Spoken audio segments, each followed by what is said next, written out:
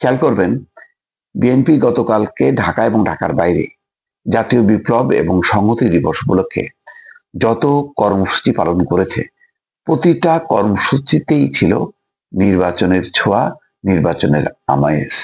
যত banner, poster, যা কিছু প্রদর্শন করেছে, যেই উপলক্ষে তাদের সমাবেশ, সেই সমাবেশগুলো রূপ নিয়েছে আসলে নির্বাচনী সমাবেশে। নেতাদের বক্তব্য, বিবৃতিতে এবং কর্মীদের মিছিলে সবগুলি ছিল মানে নির্বাচন। প্রতিটা এলাকায়, প্রতিটা অঞ্চলে তাদের স্ব প্রার্থীদের পক্ষে একটা প্রচার মিছিল ছিল গতকালকের কর্মসূচিতে। তার মানে হচ্ছে যে একেবারে পুরোপুরি ভোটের আমেজ নিয়ে বিএনপি মাঠে নেমেছে এবং সামনের যে দিনগুলো আছে ফেব্রুয়ারির আগ পর্যন্ত বোঝাই যায় যে বিএনপির এখন কর্মসূচি বলতেই হচ্ছে নির্বাচন।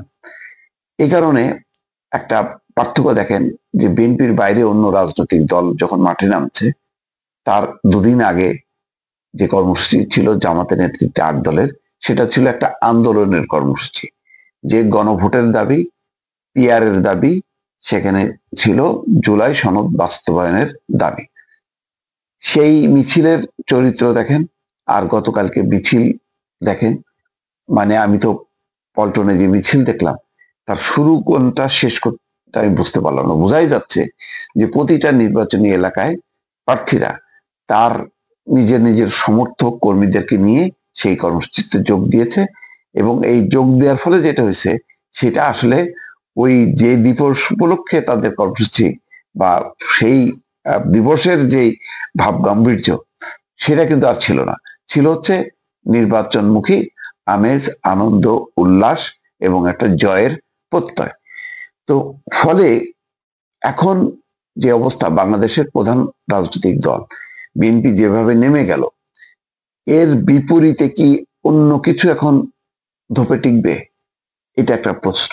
এটা কিন্তু খুব কঠিন, কারণ বাংলাদেশের মানুষ এমনিতেই খুবই নির্বাচনমুখী। নির্বাচন যখন আসে তখন সবাই কিন্তু যার যার অবস্থান থেকে মাঠে নেমে পড়ে। এত বড় একটি রাজনৈতিক দলের সামনে এখন নির্বাচনের বাইরে অন্য কোনো কিছু নেই। যেমন মির্জা ফখরুল ইসলাম আলমগীর বলেছেন, কোনো চক্রান্ত বা ষড়যন্ত্রই ফেব্রুয়ারি নির্বাচন বানচাল করতে পারবে না। তারপরে আমির খসরু মাহমুদ চৌধুরী সহ যত নেতা আছে সব নেতাই বলেছেন। যেমন চট্টগ্রামের সমাবেশে আমির খসরু মাহমুদ চৌধুরী কি বলেছেন? বলেছেন ঐকমত্যের পরিপ্রেক্ষিতে গত 17ই অক্টোবর জাতীয় সংসদ ভবনের দক্ষিণ প্লাজায় যেই জুলাই সনদ স্বাক্ষরিত হয়েছে তার বাইরে যাওয়ার সুযোগ নেই। তার কথা হলো যে জুলাই সনদ স্বাক্ষরেছে, এখন এই সনদ বাস্তবায়নের দায়িত্ব হচ্ছে নির্বাচিত সংসদের। ফলে নির্বাচন হবে, সংসদ বাস্তবায়ন করবে, এটাই হচ্ছে বিএনপির মূল লক্ষ্য। বিএনপির কিন্তু মূল লক্ষ্য গণভোট বা জুলাই সনদের আদেশ বাস্তবায়নের জন্য যে প্রধান উপদেষ্টা বা রাষ্ট্রপতি বিভিন্ন আদেশ জারি করবেন, সেটা কিন্তু না। বিএনপির মূল লক্ষ্যই হচ্ছে জুলাই সনদ স্বাক্ষরিত হয়েছে, এটাই হচ্ছে মূল ভিত্তি। এটার উপর ভিত্তি করেই হবে নির্বাচন, নির্বাচনের পরে পার্লামেন্ট সেটা বাস্তবায়ন করবে।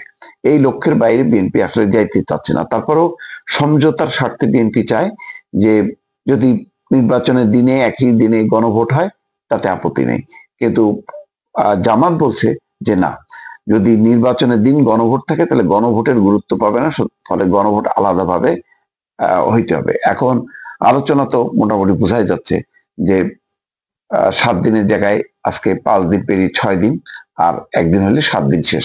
সরকারের যে আলটিমেটাম ছিল 7 দিনের মধ্যে সমঝোতা করা, সেই সমঝোতার কোনো সও দেখা গেল না। শুধুমাত্র দেখা গেল ডাক্তার তাহের ফোন করেছেন মির্জা ফখরুল ইসলাম আলমগীরকে। মির্জা ফখরুল ইসলাম আলমগীর হা না কি বললেন না বললেন সেটা গণমাধ্যমকে বলছেন, অর্থাৎ এটা নিয়ে কোনো আলোচনা হোক, সেই আলোচনাটাই মির্জা ফখরুল ইসলাম আলমগীর চাইছে না। তার মানে ওই জুলাই সনদ স্বাক্ষর, নির্বাচন এবং তারপরে পার্লামেন্ট, এই হচ্ছে লক্ষ্য। এর মাঝখানে আর কোনো রাজনৈতিক সলাপ, পরামর্শ, আলোচনা, সংলাপ বা সংঘাত কোনো কিছুর মধ্যে বিএনপি যাইতে চাচ্ছে না। এখন কথা হলো, কালকে ঢাকার বাইরে চট্টগ্রাম, রাজশাহী, খুলনা, রংপুর, কুমিল্লা, বরিশাল, সিলেট, ময়মনসিংহ, বগুড়া সহ বিভিন্ন বিভাগে 7ই নভেম্বর উপলক্ষে যে কর্মসূচি, সেই কর্মসূচিতে যে ঢল, সেই ঢল অবিশ্বাস্য রকমের ঢল, এবং এই যে আনন্দ উল্লাস মুখর একটা ঢল যেটা নির্বাচনের দিকে পরিচালিত হচ্ছে, এইটা আর ঘোরানো সম্ভব না। যদিও কালকে কোনো কোনো জায়গায় সংঘাত হয়েছে, কিন্তু সংঘাত ছাপিয়ে কালকে ছিল বড় বড় নির্বাচনী শোডাউন। সেই শোডাউনের মুখে এখন আন্দোলন, ওই জুলাই সনদ স্বাক্ষরের মানে আইনি ভিত্তি দেয়া, গণভোট, এগুলি কিন্তু এখন খুবই তুচ্ছ হয়ে গেছে। ফলে মূল দলের একটা যে গতি সেটা বাঁক নিয়েছে নির্বাচনের দিকে, সেখান থেকে ফেরানো কিন্তু আসলেই কঠিন, দর্শক।